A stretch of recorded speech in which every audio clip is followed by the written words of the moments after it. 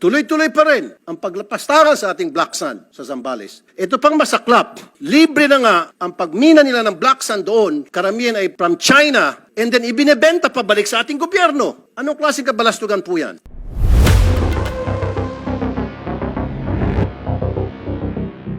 Meron naman po ako natanggap na sumbong. Sa Bohol pa rin.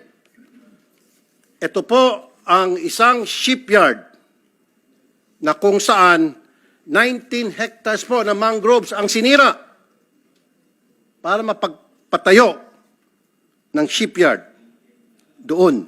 Now, alam ko na ipinagbabawal ang pagputol ng mangrove base po sa Republic Act ng 1990. Pero bakit po pinayagan ang pagpapatayo ng isang shipyard sa Bohol? Bakit po nabigyan ito ng ECC? Ngayon, magkaharap-harap tayo. Sana wag ko kayo magturuan. Dahil it will be an insult to us here, Senators, na in front of us, magtuturuan pa rin kayo.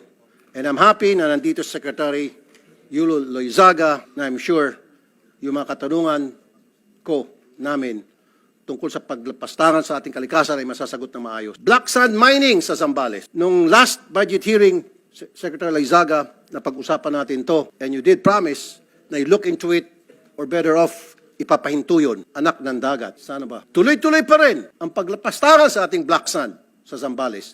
Ito pang masaklap, libre na nga ang pagmina nila ng black sand doon, karamihan ay from China, and then ibinebenta pabalik sa ating gobyerno.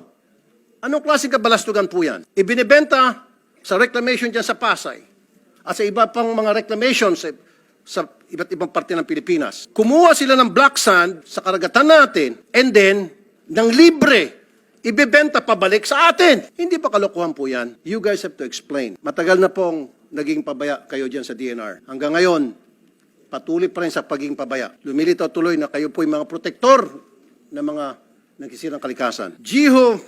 Masungi Geo Reserve. Bakit po nabigyan ng ECC ang Rizal Wind Energy Corporation o Vina Energy? Napakatagal na po na problema itong sa Masungi Geo Reserve.